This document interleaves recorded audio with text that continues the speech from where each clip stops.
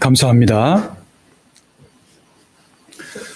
우리 인간은 누구나 다 인생을 살아가면서 지금까지 살아왔던 시간들을 되돌아보고 반성을 해보면서 만일 자기들이 지금까지 잘못된 길을 걸어왔다고 한다면 그것을 수정을 해서 바른 길로 걸어가는 것, 이것이 바로 우리 지혜로운 자의 삶의 모습일 것입니다.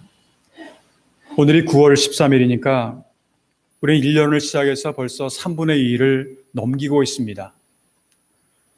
여러분들은 오늘까지 살아오시면서 자신의 인생과 또 신앙생활을 되돌아볼 때 어떠한 판단 그리고 어떠한 평가를 우리 스스로에게 할 수가 있을까요? 이 세상에 다른 것은 다 접어두고라도 우리의 신앙생활은 과연 어떠했을까? 우리가 믿고 있는 기독교 신앙은 믿음으로 시작을 해서 믿음으로 성장하고 믿음으로 완성된다고 그렇게 볼 수가 있습니다. 그리고 우리의 믿음의 대상은 바로 우리 인간을 창조하신 하나님이요, 우리를 죄에서 구원하시기 위해서 이 세상에 오신 예수 그리스도, 바로 우리가 믿음의 대상은 바로 이러한 분들이라고 하는 것을 우리가 알 수가 있습니다. 그래서 히브리서 기자는 히브리서 12장 1절로부터 2절 전반절에 보게 되면 이렇게 기록을 하고 있습니다. 이러므로 우리에게 구름같이 둘러싼 허다한 증인들이 있으니 모든 무거운 것과 얽매이기 쉬운 죄를 벗어버리고 인내로써 우리 앞에 당한 경주를 하며 2절 전반절 믿음의 주요 또 온전케 하시는 이인 예수를 바라보자. 예수를 바라보자. 그렇게 기록을 하고 있습니다. 저는 오늘 1년의 3분의 1을 넘어서 이제 얼마 안 있으면 결실의 계절, 가을이라고 하는 그러한 계절이 본격적으로 맞이하게 되는 그러한 추분이 이 9월 22일 날이 추분이 되게 되는데, 이제 어느 정도 이제 앞두고서 정말로 우리의 믿음이 정말 바른 믿음인가? 정말 우리의 믿음이 열매 맺을 만한 그런 믿음인가? 우리 인간을 창조하신 하나님께 정말 인정받을 수 있을 만한 그러한 믿음인가를 우리가 다시 한번 생각해 볼 필요가 있지 않을까 하는 그러한 생각을 하게 됩니다. 오늘 우리가 함께 읽은 성경 본문 말씀, 이 말씀은 아마 여러분들도 너무 잘 아시는 말씀일 겁니다. 여러분들이 잘 아시는 대로 믿음의 장 하면 신약의 히브리서 11장 이렇게 말을 할 정도로 너무나도 잘 아시는 말씀인데, 이 가운데 보게 되면 성경에 나오는 믿음의 위대한 선배들의 좋은 모델을 우리에게 소개를 해주고 있습니다. 과연 우리들의 믿음의 모습, 현재 우리의 믿음의 모습은 우리의 믿음의 선배들과 비교해 보게 될 때 어떻게 평가를 받을 수가 있을까? 정말로 우리의 믿음은 우리의 신앙의 대상이신 하나님께서 인정해 주실 만한 그러한 믿음일까? 그렇지 않으면 그냥 교회 오랫동안 나오고 교회 안 나오면 조금 심심할 것 같아서 그냥 액세서리처럼 그렇게 해서 그냥 교회에 그냥 한번 나와보는 자기 만족에 도취되어 있는 그러한 믿음일까? 때때로 우리는 신앙생활을 하고 하나님을 믿는다고는 하지만 실질적으로 자기 중심적으로 빠져서, 그리고 자기 욕심에 빠져서 신앙을 때로는 자기 욕심을 이루기 위한, 자기의 원하는 것을 이루기 위한 하나의 그 도구로서 이용하는 그러한 경우도 많이 있다라고 하는 것을 우리가 인정하지 않을 수가 없을 것입니다. 그래서 오늘은 9월의 두 번째 주일을 우리가 맞이하면서 지금까지 우리가 걸어온 믿음의 길을 다시 한번 되돌아보고 자기 만족을 위한 신앙이 아닌 하나님께서 인정받을 수 있는 그러한 참된 믿음의 모습이 어떠한 것인가에 대해서 함께 생각해 보면서 오늘은 하나님께서 인정해 주시는 신앙, 하나님께서 인정해 주시는 믿음이라고 하는 제목으로 말씀을 드리고자 합니다. 그렇다면 하나님께서 인정해 주시는 믿음이라고 하는 것은 구체적으로 어떠한 믿음을 말하는 것일까? 많은 사람들이 믿음 생활을 하고 있는데 정말 하나님이, 우리가 믿고 있는 하나님이 인정해 주시는 믿음이라고 하는 것은 어떠한 것일까? 오늘 성경 말씀을 근거로 해서 몇 가지로 말씀을 드린다고 한다면, 먼저 우리가 하나님께서 인정해 주시는 믿음을 갖기 위해서는요, 무엇보다도 그분을, 하나님을 기쁘시게 하는 믿음의 자세가 필요하다라고 하는 겁니다. 오늘 우리가 함께 읽은 11장 6절의 전반부에 보게 되면 믿음이 없이는 하나님을 기쁘시게 하지 못하나니, 그렇게 기록이 되어 있습니다. 믿음이 없이는 하나님을 기쁘시게 하지 못한다. 다시 말하면 하나님을 믿는 사람들은 먼저 하나님을 기쁘시게 하는데 관심을 갖는 사람들이어야 된다라고 하는 겁니다. 지금 요즘에 우리 교회에서는 이렇게 대면 예배로 여러분들하고 이렇게 함께 얼굴을 마주치면서 예배를 드리지만 동시에 저희는 온라인 예배를 드리고 있습니다. 그러니까 교회 지금 코로나19로 인해서 함께 참여하지 못하는 분들을 위해서도 지금 각 가정에서 이렇게 인터넷을 통해서 그 예배를 함께 드리고 있는데, 인터넷 예배를, 온라인 예배를 우리가 드리면서 거기에서 이제 몇 가지 온라인의 가이드라인을 몇 가지 만들었는데, 그 중에 하나가 뭐냐면, 두 번째가 아마 여러분들 제일 처음에 오셨을 때 그 화면을 보셨으리라고 생각하지만, 하나님이 기뻐하시는 거룩한 예배가 되어야 된다. 하나님이 기뻐하시는 이 말씀 가운데 예배가 그냥 자기 혼자 와가지고 그냥 이 1시간 적당하게 때우고 가는 게 아니라, 이 예배가 정말 하나님을 기쁘시게 하는 건가, 하나님을 기쁘시게 하는 거룩한 예배인가를 우리가 잘 생각하면서 그러한 예배를 우리가 드려야 된다라고 하는 그런 얘기입니다.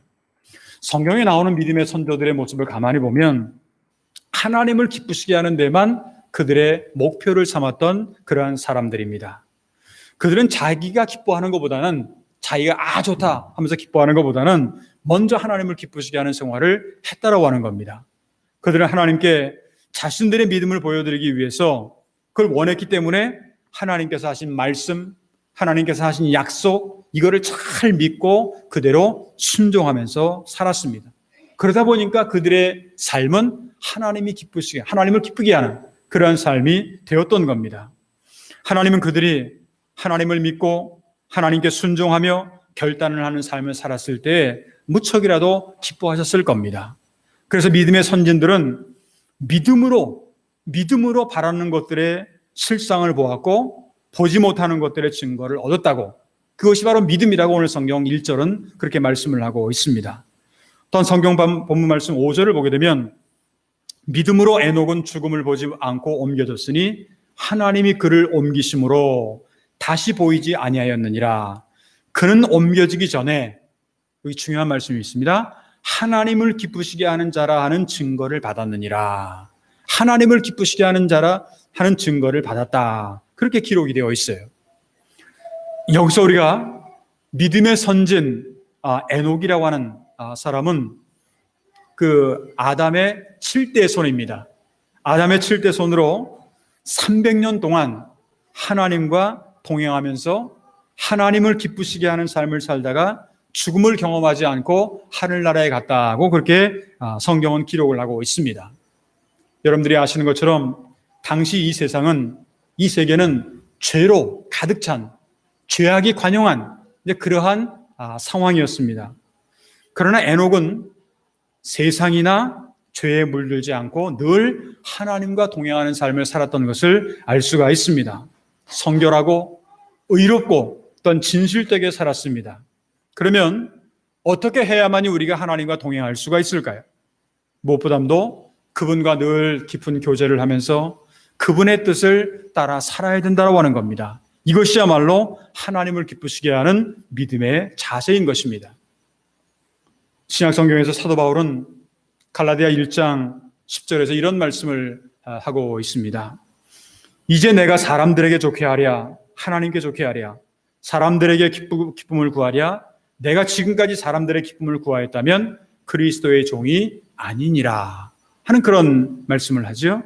이 말씀이 무슨 말이냐면, 내가 지금 그리스도의 하나님의 종으로서 살아가고 있는데 내가 지금 사람들이 기뻐하는 일을 할까? 하나님이 기뻐하는 일을 할까? 하나님이 기뻐하시는 일을 나는 우선순위로 해야 된다라는 그런 생각을 가지고, 만약에 내가 사람들이 나를 좋아하고 사람들을 기쁘게 하는 그것이 내 목적이었다면 나는 그리스도의 종이 아니라고 하는 얘기입니다. 그렇기 때문에 자기는 하나님을 기쁘시게 하는 그러한 삶을 살았는데, 이 사도 바울은 한마디로 말하면 하나님께서 기뻐하시는 그러한 믿음을 위해서 항상 최선을 다했던 그런 모습을 우리에게 보여주고 있습니다. 따라서 우리의 믿음이 하나님께서 인정해 주시는 그런 믿음이 되기 위해서는요, 믿음이 없이는 하나님을 기쁘시게 하지 못하나니라고 하는 이 말씀처럼 항상 하나님을 기쁘시게 하는 믿음을 우리가 소유를 해야 된다라고 하는 것, 이것을 우리가 꼭 기억을 할 수 있어야 되겠습니다. 두 번째로 하나님께서 인정해 주시는 믿음은 살아계신 하나님의 존재를 확실하게 믿고 항상 그분 앞에 나아가는 그러한 믿음입니다. 오늘 성경 말씀 6절을 보게 되면 믿음이 없이는 하나님을 기쁘시게 하지 못하나니 한 그 다음에 이런 말씀이 있죠. 하나님께 나아가는 자는 반드시 그가 계신 것과 또한 그가 자기를 찾는 자에게 상 주시는 이심을 믿어야 할지니라 하는 말씀이 기록이 되어 있습니다. 신앙의 가장 기본적인 기초가 뭐냐? 한마디로 말하면 하나님의 존재를 믿는 겁니다. 하나님의 존재를 믿지 않고는 신앙을 가질 수가 없어요. 물론 여러분들 그런 분들 있을 거예요. 나는 하나님은 안 믿어도 뭐 이 세상에 이런 것 저런 거 다 존재하는 거를 믿을 수 있다. 아마 쉽게 말하면 샤머니즘적인 그런 신앙을 가질 수도 있다. 물론 그것도 신앙이라고 볼 수는 있을지 모르지만 그거는 누구나 다 인간은 약하기 때문에 누군가 의지하는 거는 다 있습니다. 자기 혼자 살 수가 없어요. 그러니까 누군가를 의지하고 무엇인가를 의지하고 싶은 마음이 있는데, 그런데 우리가 믿고 있는 신앙과 보통 일반 사람들이 샤머니즘적인 그러한 신앙은 이거는 사실 차원이 다른 그러한 신앙이라고 하는 걸 여러분들이 알아야 되는데, 신앙의 기초, 기독교 신앙의 기초는 하나님의 존재를 믿는 것이다. 이것을 믿지 못하고는요, 하나님 앞에 나아갈 수가 없어요. 시편 14편 1절에 보게 되면 어리석은 자는 그의 마음에 이르기를 하나님이 없다 하는도다. 그들은 부패하고 그 행실이 가증하니 선을 행하는 자가 없도다. 어리석은 자가 어떤 사람이냐? 하나님이 없다고 하는 사람이에요. 그런 사람이 어리석은 사람이에요. 그리고 그 사람은 선을 행하지 못해요. 온갖 나쁜 것, 악만 행할 수밖에 없다라고 하는 겁니다. 하나님을 믿지 않는 사람들도 물론 하나님 없이는 살아갈 수 있죠. 그냥 자기 혼자 이렇게 저렇게 살아갈 수가 있을 겁니다. 그런데 자칫 잘못하면 우리가 이제 이런 걸 잘 기억해야 되는데, 하나님의 존재를 믿는다고 하면서도 하나님이 안 계신 것처럼 살아가는 사람들이 있어요. 입술로는 하나님을 믿어요. 그런데 상황을 보면 하나님이 안 계신 것 같은. 여러분들은 어떻게 생각을 하세요? 나는 입술로 하나님을 믿는데 정말 하나님이 나와 함께 하시고 나를 지켜주시고 인도하시는 것을 분명히 믿고 있는가? 의외로 교회 나와서 신앙생활을 한다고 하지만 그렇게 존재를 믿는다고 하면서도 하나님이 안 계신 것처럼 살아가는 사람들도 의외로 많이 있다라고 하는 겁니다. 언젠가 제가 여러분들에게 종교개혁에 이제 10월 달이 되면 종교개혁 기념일이 되게 되는데, 그 마틴 루터에 관한 이야기를 한번 이미 말씀드린 기억이 있는데, 다시 한번 말씀드리면 이 종교개혁자 마틴 루터의 이야기입니다. 마틴 루터는 여러분들이 잘 아시는 것처럼 본래 캐톨릭 천주교의 신부였습니다. 그리고 당시 그 교황의 정책이 신부이면서도 이건 아닌데 하는 어떤 그런 여러 가지 것들을 보면서 성서적이지 못하고 본질로부터 조금 벗어나 있는 그런 모습을 보면서 고민을 많이 했어요. 이게 아닌데. 그러다가 1517년 이것을 반박하는, 이것이 아니다라고 하는 것을 자기 나름대로 고민을 하면서 준비를 했던 95개조의 반박문이 있습니다. 그 반박문은 사실은 보통 일반 사람들이 보라고 쓴 게 아니라 지도자들 보라고 라틴어로 썼습니다. 그러니까 캐톨릭 신부 외에는 사실 읽기가 어려운 그런 상황인데, 그것을 이제 비텐베르크 대학의 정문에 붙이게 됩니다. 이것을 기점으로 인해서 종교개혁이 이제 시작이 되게 되는데, 그런데 우리가 신앙의 본질로 돌아간다는 게 그렇게 쉬운 것은 사실은 아닙니다. 이 루터의 종교개혁의 대상이 되는 기존의 교회 세력들이 그를 그냥 가만 놔두질 않았어요. 그냥 그를 잡아다가 어떻게든지 위협을 하고 때로는 생명의 위협까지도 느끼는 그런 압박감, 그런 것들이 그에게는 있었습니다. 이로 인해서 루터는 자기를 잡아가다 종교 재판을 한다는 등 이런 여러 가지 내용들이 있다 보니까 불안감에 늘 수심에 가득 차서 고민하면서 시간들을 보내고 있었어요. 어떻게 하면 좋을까? 내가 혹시 잘못한 거는 아닐까? 이런 별의별 생각을 다 했을지 모르겠습니다. 그러나 어느 날 루터의 아내도 사실은 수녀입니다. 시스타라고 얘기를 하죠. 수녀고 루터는 신부입니다. 근데 본래는 카톨릭에서는 이제 사실 결혼을 하면 안 되는데 종교개혁을 하면서 이 마틴 루터가 그 종교개혁에 가담하는 사람들을 다 결혼을 시켰어요. 신부들은 다 수녀들하고 결혼을 시켰어요. 그래서 제일 마지막에 이건 농담으로 하는 말입니다만 아무도 데려가지 않는 그 여인을 갖다가 자기의 부인으로 삼았다라는 그런 말까지 나올 정도인데 그 사람의 이름이 뭐냐면 카타리나라고 하는 여인이었습니다. 근데 루터의 아내가 카타리나가 하루는 상복을 입고서 나온 거예요. 그래서 이 루터가 물었습니다. 아니, 누구 돌아가셨냐고. 왜 장례식에 가는 그 복장을 하고 왔느냐고. 그럴 때 아내가 뭐라고 얘기를 하냐면 하나님이 돌아가셨어요. 그렇게 대답을 했어요. 하나님이 돌아가셨다고. 이 루터가 그 말을 들으니까 얼마나 화가 나요. 아니, 어떻게 하나님이 돌아갈 수가 있냐고. 어떻게 하나님이 돌아가실 수가 있느냐. 그런 가장치 않은 말을 하지 말아라. 그렇게 해서 화를 냈어요. 꾸짖었어요. 그러자 이 아내 카타리나는 정색을 하면서 이렇게 대답을 합니다. 만일 하나님께서 돌아가시지 않았다고 한다면 당신의 모습을 보니까 이럴 수가 없다라는 거죠. 당신의 모습을 보니까, 하나님의 종인 당신의 모습을 보니까 이렇게 시리에 빠지고 불안에 빠지고 초조에 빠져서 있는 모습을 보니까 하나님이 돌아가시지 않았다고 한다면 이런 상황이 될 수가 없다라고 하는 그런 이야기를 했다라고 하는 겁니다. 우리도 하나님을 믿으면서도 하나님과 동떨어진, 그래서 하나님이 안 계신 것처럼 그렇게 살아가는 그런 시간들도 우리 가운데도 혹시나도 있을 것입니다. 하나님께 초점을 맞추지 못하고 세상의 근심과 걱정과 염려에 빠져서 하나님이 안 계신 것처럼, 마치 하나님이 안 계신 것처럼 외면하는 그러한 시간들이 있는 것입니다. 이처럼 하나님이 기뻐하시고 인정해 주시는 믿음은요, 먼저 하나님의 존재를 확실하게 믿어야 된다는 겁니다. 지금 코로나 상황, 코로나뿐만 아니라 자연재해가 많아요. 그 외에도 여러 가지 많은 경제적인 어려움도 있습니다. 여러 가지 많은 그런 가운데서 보니까 하나님이 안 계신 것처럼 보여요. 사실은요, 이럴 때일수록 우리는 믿음을 가지고 하나님 앞에 나아가야 된다는 겁니다. 이럴 때일수록 하나님께서는 믿음으로 하나님께 나아가는 자를 항상 기다리고 계세요. 그냥 슬퍼하며 좌절하며 땅만 보면서 절망하는 사람을 기다리는 것이 아니라 힘들고 어렵고 최악의 상황 가운데 보일지라도 그래도 믿음을 가지고 나는 그래도 하나님을 믿습니다. 천지 만물을 창조하신 하나님을 믿습니다. 그 하나님을 믿음으로 나아가게 되면 그 하나님은 그 사람을 기다리고 계신다라는 거예요. 그 죄가 있는 인간은요, 사실은 그 죄로 인해서 하나님께 나아가기가 참 어려워요. 그래서 하나님은 독생자 예수 그리스도에게 피 흘려 죽게 하사 그 피로 인간의 죄를 대신 지불하셨습니다. 그렇기 때문에 누구든지 예수님의 피 공로를 의지하면 하나님께로 나아갈 수 있는 길이 열리게 되었다라고 하는 겁니다. 오늘 성경 말씀에 나오는 믿음의 선진 아벨도 양의 피로 제사를 드리면서 하나님께 나아가기 때문에 하나님께서 그의 제사를 받으셨다라고 하는 겁니다. 오늘 성경 말씀 4절을 보게 되면 믿음으로 아벨은 가인보다 더 나은 제사를 하나님께 드림으로 의로운 자라 하시는 증거를 얻었으니 하나님이 그 예물에 대하여 증언하심이라. 그가 죽었으나 그 믿음으로써 지금도 말하느니라. 아벨이 하나님께 드린 제사라고 하는 이 양의 피라고 하는 것은 어떻게 보면 예수님의 피를 예표하는 그런 것이라고도 이야기를 합니다. 성경에서 피라고 하는 것은 생명을 상징을 해요.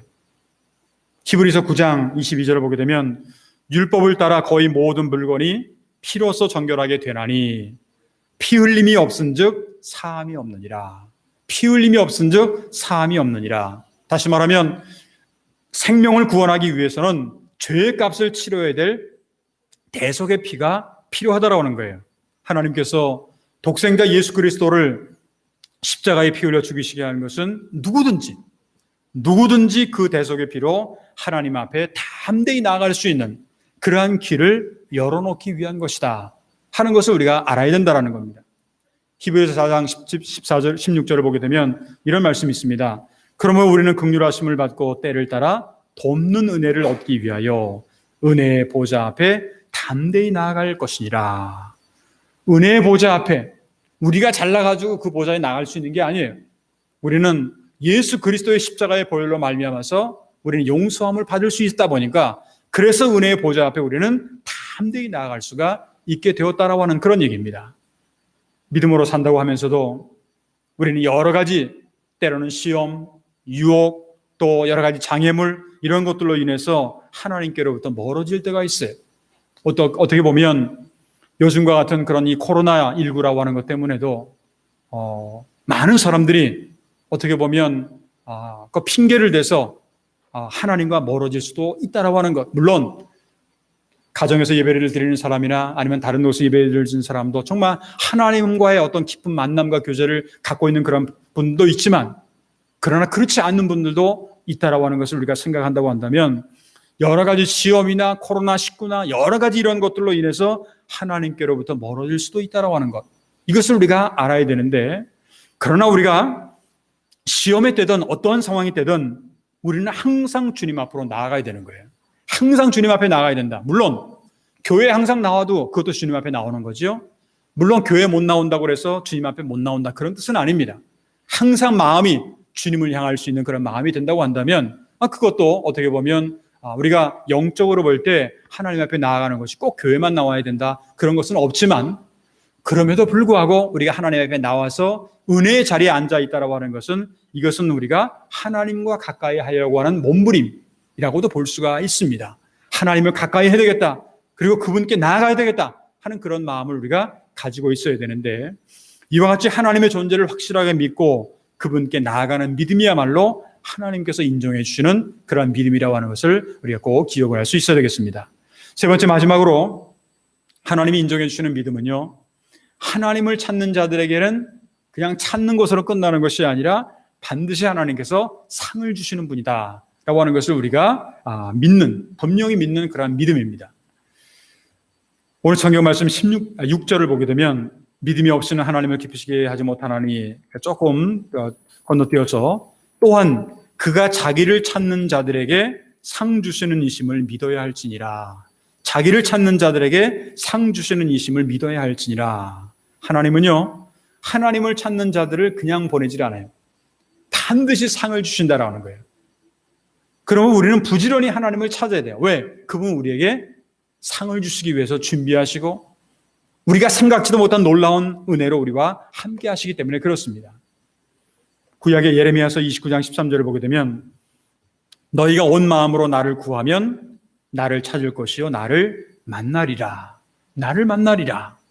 이 나를 만나리라고 하는 이 말씀이 무슨 말이냐? 그냥 단순하게 하나님을 만난다라는 것으로 끝나는 것이 아니라, 만나게 되면 하나님께서 우리에게 필요한 것을 채워주신다라고 하는 그런 말씀입니다. 정말 우리가 하나님을 찾는 이유가 뭐예요?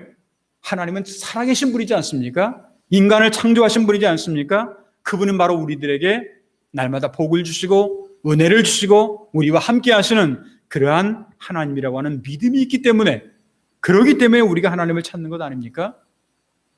하나님께서 아브라함과 언약을 세우시기 앞서서 그에게 약속하신 게 있어요.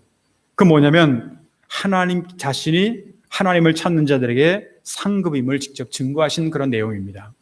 창세기 15장 1절을 보게 되면 이런 말씀이 있어요. 이후에 여호와의 말씀이 환상 중에 아브라함에게 임하여 이르시되, 아브라함아 두려워하지 말라. 나는 네 방패요 너는 너의 지극히 큰 상급이니라. 너의 지극히 큰 상급이니라. 하나님은 우리에게 상급을 주시는 분이다 라고 하는 그런 얘기입니다. 하나님께 인정받는 자의 상급은요, 어떻게 보면 이 세상에서만, 이 세상의 것만 있는 게 아니라 영원까지 하나님의 나라를 기업으로 받는 것까지 이어진다라는 거예요. 이 세상에서만 잘 되는 게 아니라 영원한 하나님의 나라가 우리에게 주어지게 된다라고 하는 그런 거예요. 오늘 조금 전에 예배를 시작하면서 초대의 글을 제가 읽었는데, 그 가운데 보게 되면 요한복음 3장 16절에 그런 말씀이 있습니다. 초대 글이 아니라 오늘 그 성시교독을 했는데, 성시교독에 보게 되면 요한복음 3장 16절에 이런 말씀이 있습니다. 하나님이 세상을 이처럼 사랑하사 독생자를 주셨으니 이는 그를 믿는 자마다 멸망하지 않고 영생을 얻게 하려 하심이라. 영생을 얻게 하신다. 이 세상에서 잘 되는 것은 물론이거니와 우리에게 영원한 생명을 주시겠다라고 하는 그러한 약속이라고 하는 그러한 것이, 하나님은 찾는 자들을 나 몰라라 그렇게 내버려 두시는 분이 아닙니다. 어느 상황 어느 형편에 처하든지 간에 하나님을 찾는 자들에게는 하나님은 영원한 천국을 기업으로 주실 뿐만 아니라 이 세상에서도 여러 가지 복을 함께 허락해 주신다라고 하는 것. 그러니까 영혼이 잘된 것이 범사가 잘 되는 것이고, 범사가 잘 돼도 영혼이 또 잘 될 수 있고 하는 그러한 복을 하나님께서는 우리에게 허락해 주신다라고 하는 것을 우리가 이 말씀을 통해서 알 수 있어야 되겠습니다. 사랑하는 성도 여러분, 현재 우리가 가지고 있는 이 믿음, 내 마음에 그리고 내 가슴을 놓고 한번 잘 생각해 보시기 바랍니다. 내가 지금 이 가지고 있는 믿음은 정말 하나님께로부터 인정받을 만한 믿음인가? 그렇지 않으면 자기 만족에 불과한 믿음, 아니면 형식적인 믿음, 아니면 그냥 액세서리와 같은 믿음, 그러한 믿음인가? 한번 잘 되돌아보시길 바랍니다.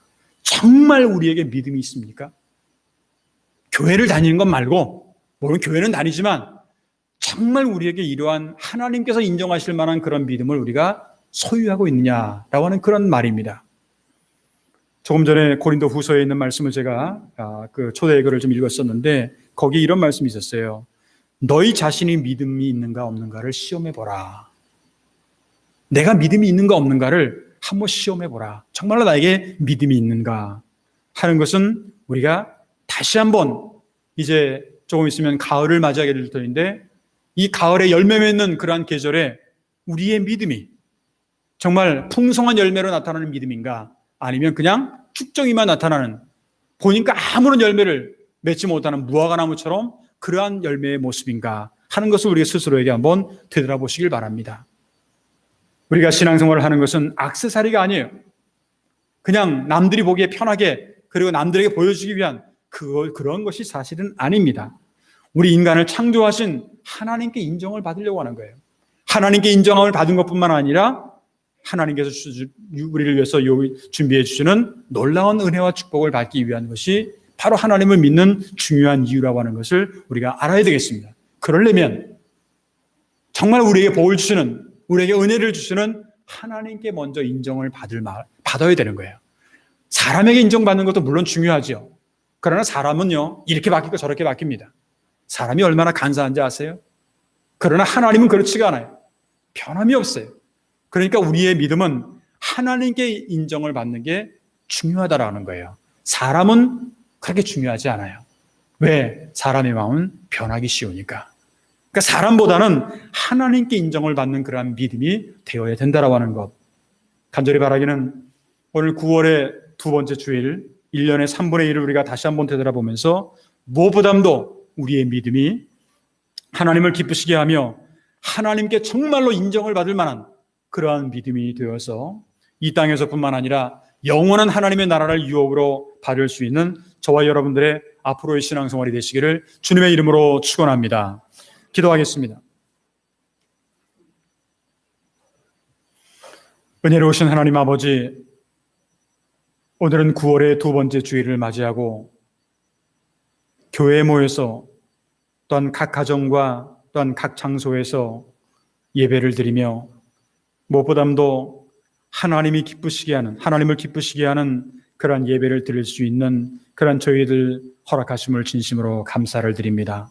하나님, 우리가 늘 믿음 생활을 하고 있지만 우리의 믿음 생활이 어떠한 믿음인지, 내가 지금 신앙생활을 하고 있는 건지 정말 진짜인지 가짜인지, 그리고 하나님께 인정을 받을 만한 그러한 믿음인지 다시 한번 이 시점에 우리의 신앙생활을 되돌아볼 수 있도록 인도하여 주시옵시고, 이제 계절적으로는 이제 가을을 우리가 맞이하게 될 터인데 우리가 열매 맺는 믿음인지 그렇지 않은지, 쭉정이만 있는 믿음인지를 다시 한번 되돌아볼 수 있는 그러한 시간들 될 수 있도록 인도하여 주시옵소서. 오늘 말씀을 통해서 하나님이 인정해 주시는 믿음은 먼저 하나님을 기쁘시게 하는 자세가 필요하다고 했습니다.